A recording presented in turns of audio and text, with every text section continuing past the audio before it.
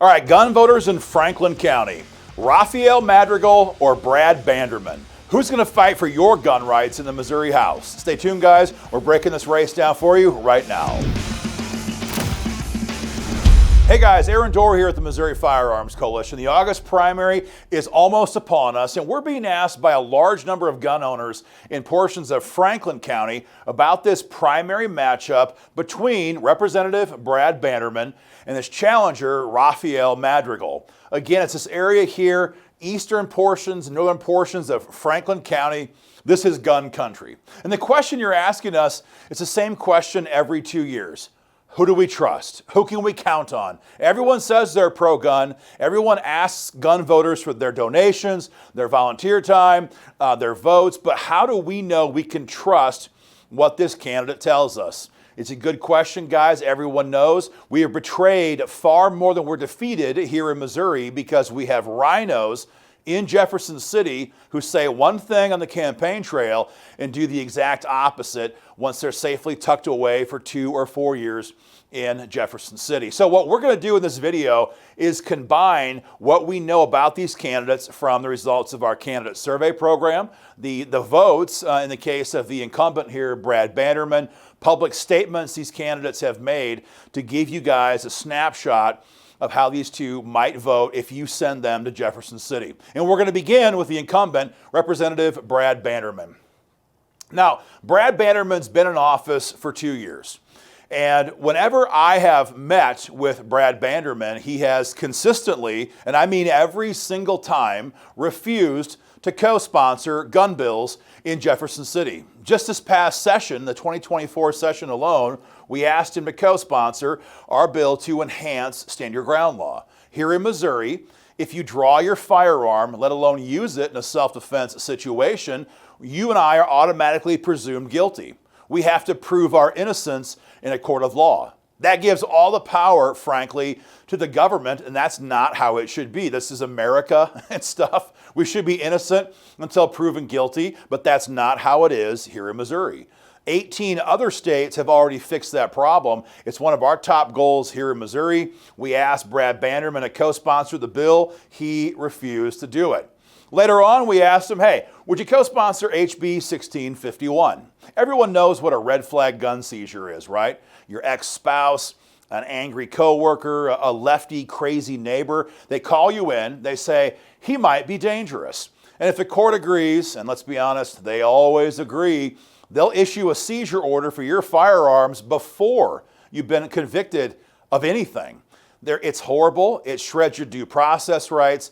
It's terrible stuff, and we are working to not only stop it when it comes up for a vote in Jeff City, we want to ban it altogether. Other red states have banned red flag gun seizures. That's our goal here for Missouri. That's what our bill would have done this past session, HB 1651. And again, Brad Banderman refused to co-sponsor the bill. So we thought maybe, just maybe, Brad Banderman would co-sponsor House Bill 1708. This is the bill from Representative Schnelting that would get rid of deadly gun-free zones. Again, sarcasm, gun-free zones, right, here in Missouri. Everyone knows that gun-free zones are lethal. Everyone knows that criminals target gun-free zones with their shooting sprees because they know we can't fight back in these areas because only the good guys follow these asinine laws.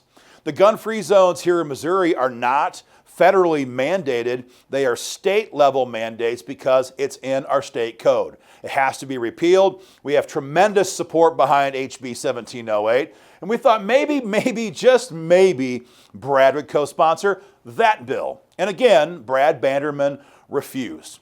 For all the years he's been here in Jeff City, Brad has never filed a gun bill, and frankly, he's never even co-sponsored a gun bill. At the end of the day, whenever we talk with Brad Banderman, to be very honest, the guy seems scared of his own shadow.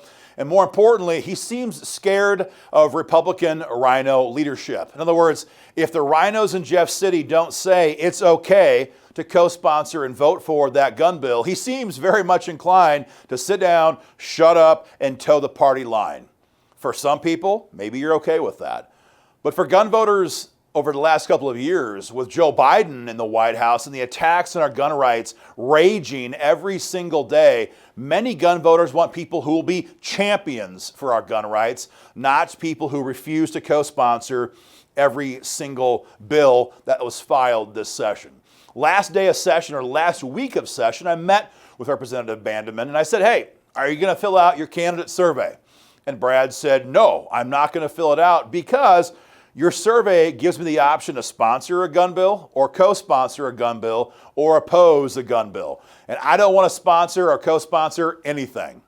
Shockingly, lo and behold, 28 minutes before the deadline came for our surveys to be returned this year, old Brad Banderman here signed his candidate survey, pledging in writing that he'd co-sponsor all the very bills that he refused to co-sponsor over the last 2 years here in Jefferson City. So guys, you're going to have to decide.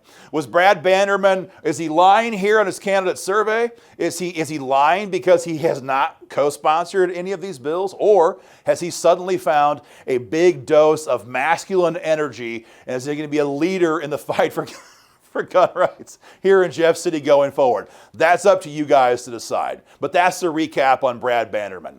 That brings up Rafael Madrigal. Rafael is a business owner, a retired business owner, as I understand it, in Franklin County. And Rafael was one of the first candidates in the entire cycle this year here in Missouri to complete the Missouri Firearms Coalition candidate survey. And he did so 100% pro-gun. And what that means for us is that Rafael has pledged in writing, you can see his survey on our website right now, he's pledged in writing to be a leader in the fight for gun rights because he's promised to sponsor pro-gun bills. You see, you have folks who will only vote for a pro-gun bill when leadership says they can do it.